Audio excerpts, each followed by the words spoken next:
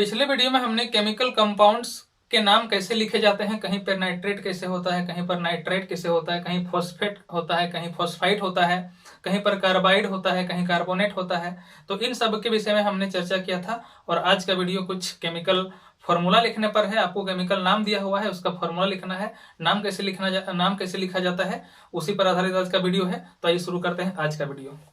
आप देख रहे हैं कि यहाँ कुछ नाम दिए गए हैं, जैसे कैल्शियम क्लोराइड। तो इसमें आप देख रहे हैं कि कैल्शियम है और क्लोराइड है, तो ये पॉजिटिव टर्म है कैल्शियम और नेगेटिव टर्म है क्लोराइड। नेगेटिव में लगता है आईडीई सिंगल एटम वाले के लिए, तो क्लोराइड लगा हुआ है। इसका नाम क्या हो जाएगा? Calcium chloride. दूसरा है मैग्नीशियम सल्फेट, तो इसका फॉर्मूला क्या हो जाएगा?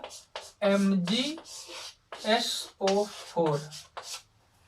तीसरा है एल्युमिनियम सल्फेट। यहां तक तो आपको आसानी से समझ में आ गया होगा, और इसमें देखना है एल्युमिनियम सल्फेट Al2SO4 थ्राइस, इसका फॉर्मूला होता है। दूसरा है सोडियम बाइकार्बोनेट NaHCO3। तो स्टूडेंट्स, आपको ये समझ में आ गई होगी, ये भी समझ में आ गई होगी और ये भी समझ में आ ही गई होगी, लेकिन थोड़ा सा आप सोच रहे हैं कि सर ये कैसे जान गए कि यहाँ पर 2 होगा और यहाँ पर 3 होगा। Al2SO4 थ्राइस मैंने क्यों लिखा? मैंने यहाँ पर Al2SO4 थ्राइस क्यों लिखा और इसमें NaHCO3 क्यों लिखा, इसी के विषय में आज का वीडियो है। तो वीडियो को ध्यान से देखिए और समझिए कि केमिकल फॉर्मूला कैसे लिखते हैं। तो स्टूडेंट्स, केमिकल फॉर्मूला लिखने के लिए आपको एक चीज याद होना चाहिए, वो है वैलेंसी। तत्वों के वैलेंसी और जो नेगेटिव पार्ट हैं उनके वैलेंसी आपको याद होना चाहिए। मैंने एग्जांपल के लिए यहाँ पर कुछ दे दिए हैं नेगेटिव पार्ट्स, उनके वैलेंसी लिखे हुए हैं। जैसे SO4 सल्फेट, सल्फेट आयन का वैलेंसी होता है 2, -2 लिखा हुआ है, वही इसका वैलेंसी है 2। क्लोरीन का होता है 1, CO3 कार्बोनेट का होता है 2, नाइट्राइड का होता है 3 और फॉस्फाइड का होता है 3। तो इस तरह से आपको वैलेंसी याद रखना पड़ेगा और पॉजिटिव टर्म का भी वैलेंसी याद रखना पड़ेगा, और दोनों का वैलेंसी जब आपको याद रहेगा तभी आप फॉर्मूला लिख सकते हैं। आइए एक एग्जांपल से आपको समझाते हैं। अगर आपको दिया हुआ है कि सोडियम सल्फेट का फॉर्मूला लिखना है, सोडियम सल्फेट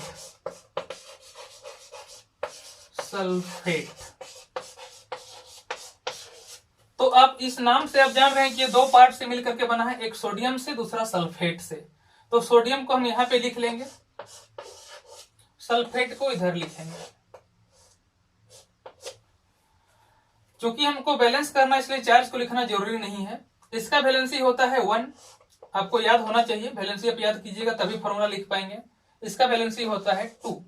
आप दोनों को क्या करना है? Cross multiplication. इसका इसके साथ मल्टीप्लाई कर दीजिए, इसका इसके साथ मल्टीप्लाई कर दीजिए, तो सोडियम सल्फेट का फॉर्मूला बनेगा Na2SO4। ये हो गया सोडियम सल्फेट। अगर लिखना हो मैग्नीशियम नाइट्राइड का,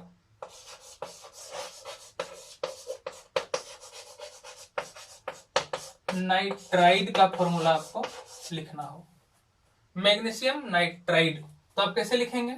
तो मैग्नीशियम का फॉर्मूला होता है Mg और इसका होता है नाइट्राइड का N लिखा जाता है 3 माइनस होता है, तो नीचे होता है इसका वैलेंसी 3, इसका वैलेंसी होता है 2। तो इसको आपको इससे क्रॉस मल्टीप्लीकेशन करना है। मैग्नीशियम नाइट्राइड का फॉर्मूला मिल गया, क्या मिल गया? Mg3N2, magnesium nitride. तीसरा एग्जांपल है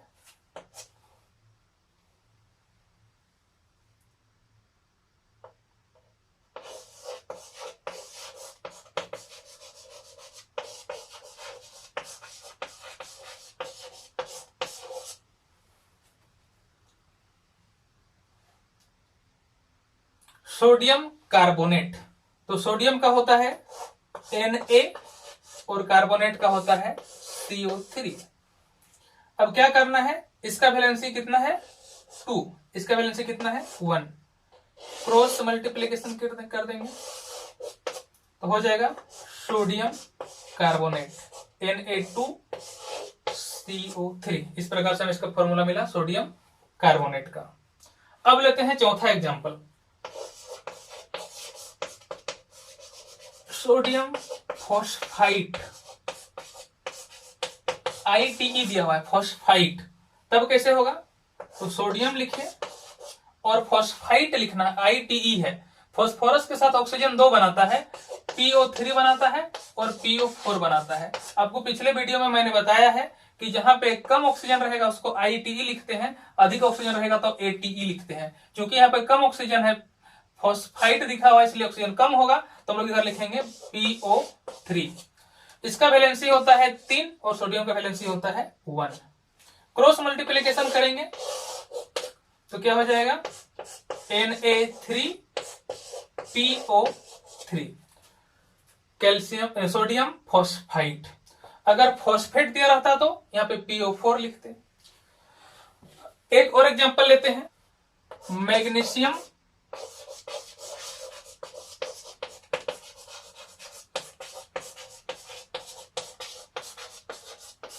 फॉस्फेट। यहां पर मैग्नीशियम फॉस्फेट लिखा हुआ है, तो मैग्नीशियम का होता है Mg और फॉस्फेट का होता है PO4। मैग्नीशियम का वैलेंसी है 2, फॉस्फेट का है 3। क्रॉस मल्टीप्लीकेशन करेंगे हो जाएगा Mg3PO4 और ब्रैकेट बंद करके ट्वाइस। ये हो गया मैग्नीशियम फॉस्फेट का फॉर्मूला। तो स्टूडेंट्स, आई होप आपको समझ में आ गया होगा कि कंपाउंड्स के फॉर्मूला कैसे लिखे जाते हैं। नाम दिए रहने पर आप फॉर्मूला लिख सकते हैं। पिछले वीडियो में मैंने जितने भी नेगेटिव पार्ट्स लिखा है सबके साथ आप कंपाउंड बना के देखिए, सबका फॉर्मूला लिख करके देखिए, और आपको कुछ प्रॉब्लम होता है तो कमेंट कर करके मुझे बताइए। तो आज का वीडियो सिर्फ यहीं तक, मिलते हैं अगले वीडियो में। जय हिंद।